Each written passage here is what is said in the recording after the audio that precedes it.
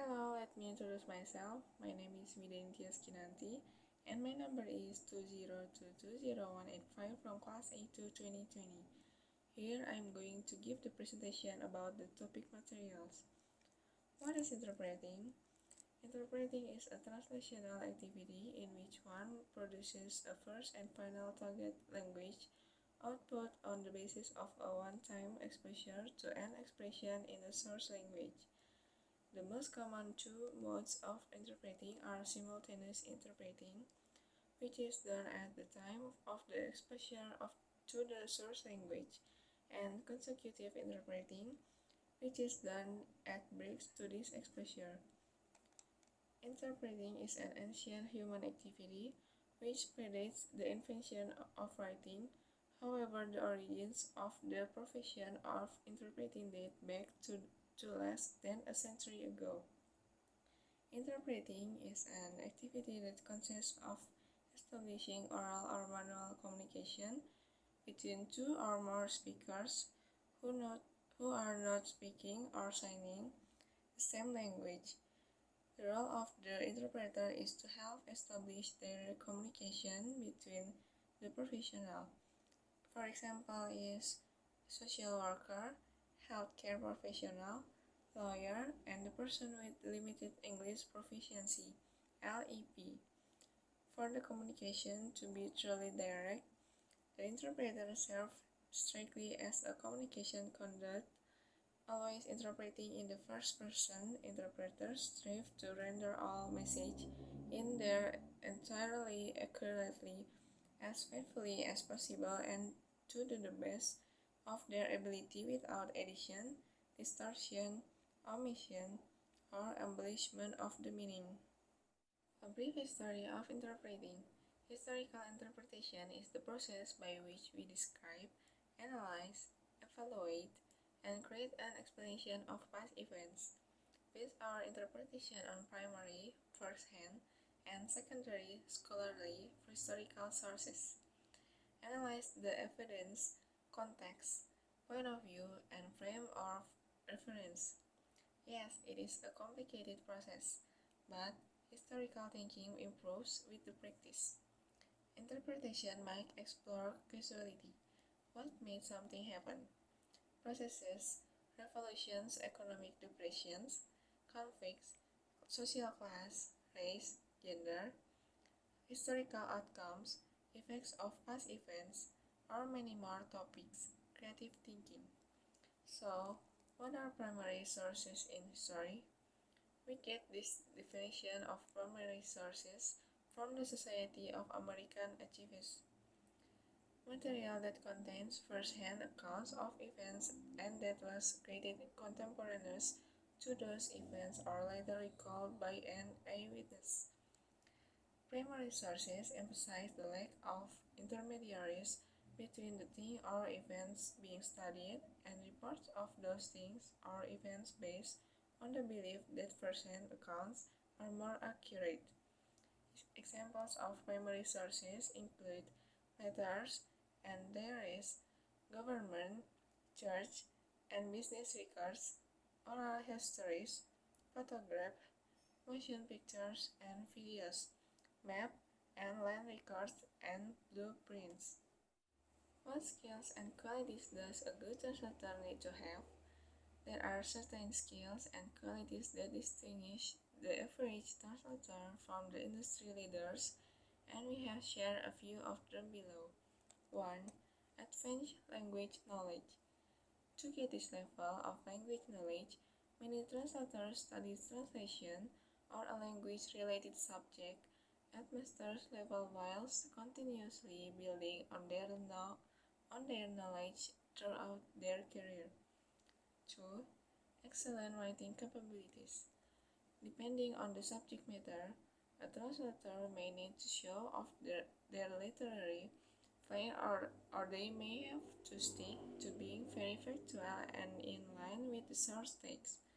A good translator will know which approach to take and will adapt their writing style for the different projects that they work on. 3. Cultural understanding. Not only does a good translator need to have excellent language and writing skills, but they should also have a strong cultural understanding of the country where the language is prevalent. This cultural knowledge should consider the values, customs, and behavior of that specific culture, as this will all have an impact on the language that a translator chooses to use in their work. Fourth, be a strong researcher. The key to is knowing what to research, where to look for it, and how long to spend on research texts in order to be as efficient as possible. 5. Computing. Long gone are the days when translators should have to write out their translation by hand. These days, everything is done on a computer, and this requires translators to have a decent understanding of programs such as Word, Excel, PowerPoint, and more. 6. Great communication. If you are in a house translator, you will need to communicate clearly with your team members to make sure there is no misunderstanding between the project managers and the transition team. 7. Self-motivated and disciplined. Being self-motivated is particularly relevant to freelance translators who are likely to be in charge of their own clients and projects. 8. Reliable. As with most client-facing roles, client must be able to rely on their translator to respond promptly to communication and meet translation deadlines. 9. Flexible. When trying to provide clients with the best possible customer service, flexibility is often required so that deadlines and special requests can be met. 10. Expertise in a specific field or sector. Areas of expertise can make a huge difference to being here as a translator. Some recruiters will look primarily for consumer experience, and others will look for medical, legal, or technical experience. Being an expert in your chosen field is what people look for in a translator. Standard Code of Ethics for Professional Interpreters and Translators. Those who interpret information from a source language to a target language bear tremendous responsibility. Translate information as accurately as possible, paying careful attention to regional dialects and cultural sensitivities. Respect the confidentiality of all parties involved. This is particularly important when working in courtrooms, within the medical community, or in situations where proprietary information is being shared or discussed, but applies to all situations requiring such services. Conduct themselves in a professional manner, regardless of the type of information that is being interpreted. While the gist of the Code of Ethics is similar across the board, many interpreting specific organizations have come up with their own code of ethics by which members must abide. For the most part, every professional is beholden to a boilerplate set of ethics.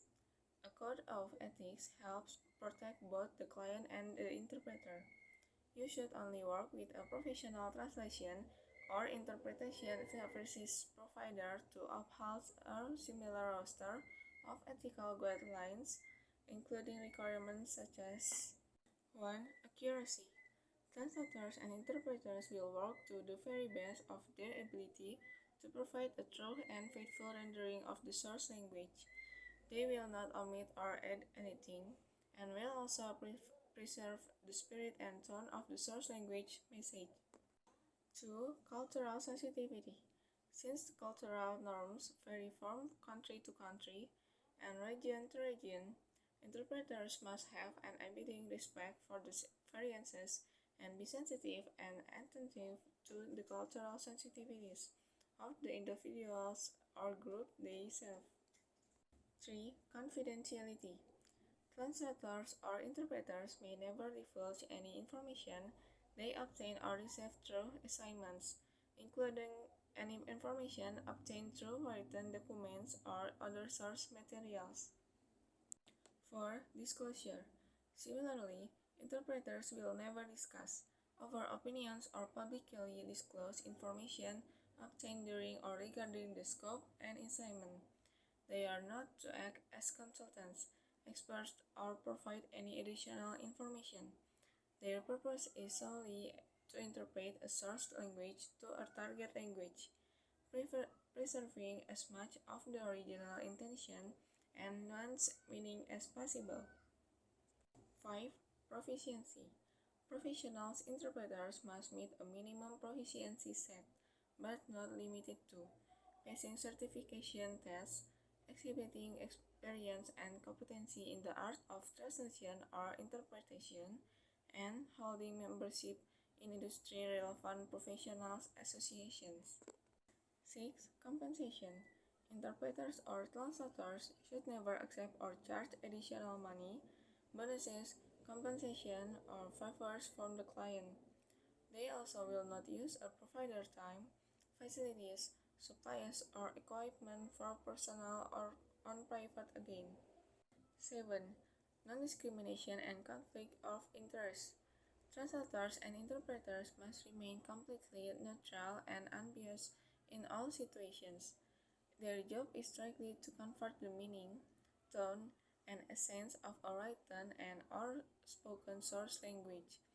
If the interpreter or translator feels their performance will be compromised in any way as a result of the situation, subject matter, or scenario, or the interpreter or translator feel they are unable to provide unbiased services, they must resign from an assignment. And the last, professional demeanor. Those who serve as professional interpreters and translators do so in a professional capacity and should dress and act appropriately within the construct of the assignment. This includes respecting the dress codes and social courtesies of the other countries and cultures. Apa itu interpretasi? Interpretasi adalah menafsirkan aktivitas penerjemahan di mana seseorang menghasilkan keluaran bahasa target pertama dan terakhir berdasarkan paparan atau satu kali terhadap ekspresi dalam bahasa sumber. Dua mode interpretasi yang paling umum adalah interpretasi simulan. Yang jeda paparan ini. Menafsirkan adalah aktivitas manusia purba yang mendahului penemuan tulisan. Namun, asal-usul profesi juru bahasa berasal dari kurang dari 1 abad yang lalu.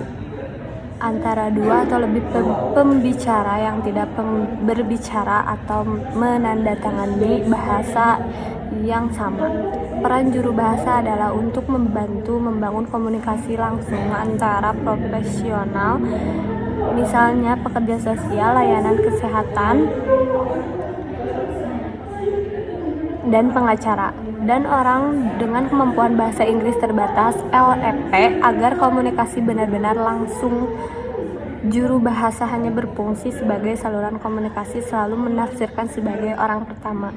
Juru bahasa berusaha keras untuk menyampaikan semua pesan secara keseluruhan, secara akurat, sesetia mungkin, dan dengan kemampuan terbaik mereka tanpa penambahan distorsi, penghilang, atau penghias makna. Sejarah singkat interpreting. Interpretasi sejarah adalah proses di mana kita menggambarkan, menganalisis, mengevaluasi, dan membuat penjelasan tentang peristiwa masa lalu.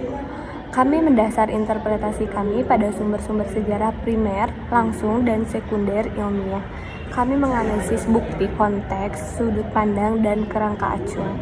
Ya, ini adalah proses rumit, tetapi apa yang membuat sesuatu terjadi? Proses revolusi, depresi ekonomi, konflik, kelas sosial, ras gender, hasil sejarah, efek peristiwa masa lalu, atau banyak lagi topik, pemikiran kreatif. Jadi apa sumber utama dalam sejarah? Kami mendapatkan definisi sumber primer ini dari Society of American Archives, materi yang berisi laporan langsung tentang peristiwa dan yang dibuat pada saat bersamaan dengan peristiwa itu kemudian diingat oleh seorang saksi mata. Sumber primer menekankan kurangnya perantara antara hal atau peristiwa yang sedang dipelajari dan laporan tentang hal atau peristiwa tersebut berdasarkan keyakinan bahwa laporan langsung lebih akurat. Contoh sumber utama termasuk surat dan buku harian, catatan pemerintah, gereja, dan bisnis. Sejarah lisan, foto, film dan video, peta dan catatan tanah dan cetak biru. Yang kedelapan, dapat diandalkan. Seperti kebanyakan perang yang dihadapi klien harus dapat mengandalkan penerjemah mereka untuk segera menanggapi komunikasi dan memenuhi tenggat waktu penerjemah. Yang kesembilan, ada fleksibel. Ketika mencoba memberikan layanan pelanggan terbaik kepada klien fleksibel, sering kali diperlukan agar tenggat waktu dan permintaan khusus dapat dipenuhi. Yang terakhir, ada keahlian di bidang atau sektor tertentu. Bidang keahlian dapat membuat perbedaan besar untuk dipekerjakan sebagai penerjemah. Beberapa perekrut akan mencari pengalaman konsumen dan lain akan mencari pengalaman medis, hukum, atau teknis. Menjadi ahli di bidang pilihan Anda adalah hal yang dicari orang dari seorang penerjemah. Kode etik interpreter. Kode etik standar untuk penerjemah profesional dan penerjemah, mereka yang menafsirkan informasi dari bahasa sumber ke bahasa target memikul tanggung jawab yang besar. Mereka harus menerjemahkan informasi sekurat mungkin, memperhatikan dialek, daerah, dan kepekaan budaya. Menghormati kerahasiaan semua pihak yang terlibat ini sangat penting ketika bekerja di ruang sidang dalam komunitas medis atau dalam situasi di mana informasi kepemilikan dibagikan atau didiskusikan. Tetapi berlaku untuk semua situasi yang membutuhkan layanan tersebut. Berperilaku secara profesional terlepas dari jenis informasi yang ditafsirkan. Sementara ini, dari kode etik serupa di seluruh papan, banyak organisasi yang menafsirkan spesifik telah datang dengan kode etik mereka sendiri yang harus dipenuhi oleh anggota. Untuk sebagian besar, setiap profesional terikat pada seperangkat etika boilerplate. Kode etik membantu melindungi klien dan juru bahasa. Anda hanya boleh bekerja dengan penyedia layanan terjemahan, interpretasi profesional yang mengunjung tinggi daftar pedoman etika yang serupa, termasuk persyaratan seperti akurasi penerjemah dan juru bahasa akan bekerja dengan kemampuan terbaik mereka untuk memberikan terjemahan bahasa sumber yang menyeluruh dan setia. Mereka tidak akan menghilangkan atau menambahkan apapun dan juga akan menjaga semangat dan pesan bahasa sumber. Kepekaan budaya karena norma budaya berbeda dari satu negara ke negara lain. Dan wilayah ke wilayah, penafsir harus memiliki rasa hormat yang teguh terhadap perbedaan ini dan peka serta memperhatikan kepekaan budaya individu atau kelompok yang mereka layani. Kerahasiaan atau terima melalui penugasan termasuk informasi apapun yang diperoleh melalui dokumen tertulis atau materi sumber lainnya. Pengungkapan demikian pula, juru bahasa tidak akan pernah membahas, menawarkan pendapat atau mengungkapkan kepada publik informasi yang diperoleh selama mengenai ruang lingkup penugasan. Mereka tidak boleh bertindak sebagai konsultan ahli atau memberikan informasi tambahan apapun. Tujuan mereka adalah semata-mata untuk menafsirkan bahasa sumber ke bahasa target. Melestarikan sebanyak mungkin maksud asli dan makna bernuansa mungkin. Kecakapan penerjemah profesional harus memenuhi seperangkat kecakapan minimum, tetapi tidak terbatas pada lulus tes sertifikat menunjukkan pengalaman dan kompetensi dalam seni penerjemahan interpretasi dan memiliki keanggotaan dalam asosiasi profesional yang relevan dengan industri kompensasi. Penerjemah tidak boleh menerima atau membebankan uang tambahan, bonus, kompensasi, atau bantuan dari klien. Mereka juga tidak akan menggunakan waktu, fasilitas, persediaan, atau peralatan penyedia untuk keuntungan pribadi atau pribadi.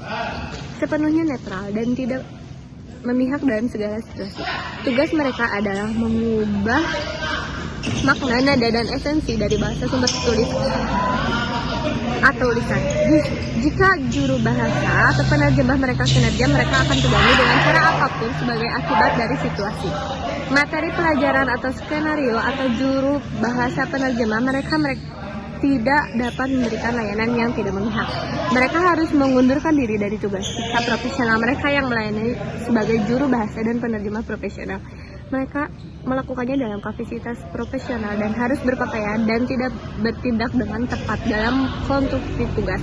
Ini termasuk menghormati aturan berpakaian dan sopan santun sosial dari negara budaya lain, tertarik bekerja sama dengan biro penerjemah dan penerjemah profesional yang menggunakan kode etik yang ketat untuk setiap anggota tim. Hubungan CCA dan kami akan menunjukkan kepada Anda bagaimana rasanya bekerja dengan juru bahasa dan penerjemah standar platinum.